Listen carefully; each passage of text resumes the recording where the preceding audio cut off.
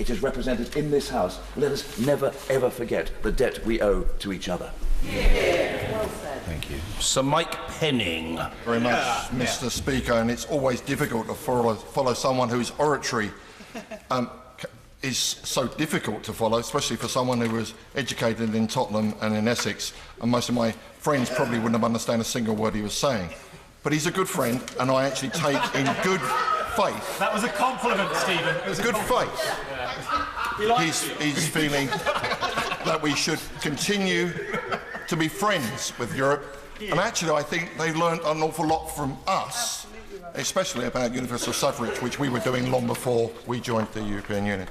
And Mr. Speaker, in a moment you might hear me refer to you as to my history on this particular subject, because I started a thing called Conservatives Against a Federal Europe, which damaged my career enormously, but to stop me coming into this House for many years, because this party that I'm a member of now actually wasn't hugely supportive of people like Sir Teddy Taylor, which my honourable friend referred to. And I remember vividly, Mr. Speaker, being in Blackpool, in the Odeon cinema, where we were going to have a fringe meeting because we were prevented profoundly from being inside the conference area, and we were having a fringe meeting on Europe, and I asked the gentleman who was the political editor of the Sunday Times at the time, Michael Prescott, if he would be the chairman of that meeting, if you remember, Mr. Speaker, and there was some chap called Norman Tebbit on that platform, and a young upstart called John Bercow. And John Bercow, talking about oratory, Mr. Speaker, John Bercow made Mr. Tebbit look a bit left-wing. I think I'm absolutely right about that. And following that excellent fringe meeting, which was packed to the gunnels, mostly by government whips trying to find out what we were up to, I got a phone call from the then that said, John Bercow, could you make sure I'm on your fringe next year?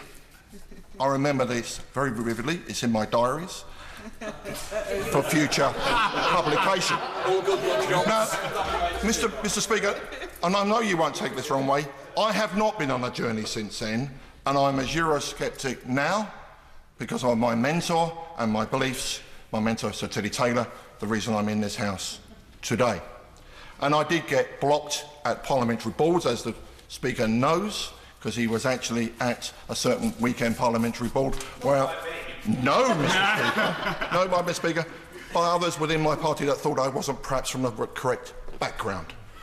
We're all on a journey. Yes. And the reason it's very important for my constituents to understand that we are perhaps having a debate in the correct way in this House today.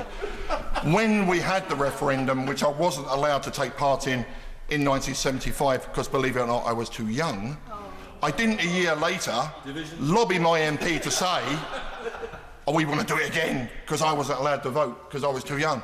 We accepted that decision in 1975. We accepted it. I was away in the army at the time, but we accepted it. And the reason I was so proud of this country in the referendum that took place is because the British public stuck two fingers up to the political elite and said, no, this is what we want to do, because you haven't got the guts to make that decision in the House of Commons yourself. Now, many in this House, including my Prime Minister at the time, didn't expect them to do that. And partly, in the back of my heart, I wanted them to, but my mind told me that they wouldn't do it. But they did. The British public said, by a large referendum, and I split my constituencies partly split, said, no, we want to come out. I would really like to support the Prime Ministers and this government, but the issue for me is the backstop. I served in Northern Ireland and I lost good colleagues to protect the Union. I will not vote for anything that doesn't protect the Union. This is going to be a sovereign country. We can have part of this country outside the Union. So I say to the Prime Minister and I say to the Treasury bench, go back, do a deal. I've done deals with Europe before as a minister in 7 different departments. Sort the backstop out, give us our sovereignty, and you'll get this bill through this House and we'll leave the European Union. Ian Murray. Thank you, Mr. Speaker. And can I say I'm really looking forward to reading the member for Hemel Hempstead's diaries, particularly the bits that he's just said. And can and can I wish you and every member of this House, Mr. Speaker, a very Merry Christmas? Or that is indeed what I would have done had I made this speech back in December when we were supposed to have had the conclusion of this debate. And we've done nothing over the last month apart from give the government an opportunity to ramp up the no-deal rhetoric that even the Foreign Secretary admitted this morning may not be an advisable choice for this country.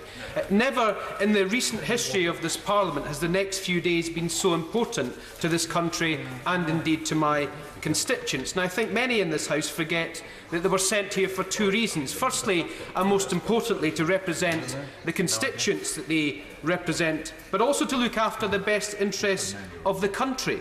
There will be lots of debate and argument, but never the sound of the division bell will be held in such significance as it will be on Tuesday as to which direction this country takes.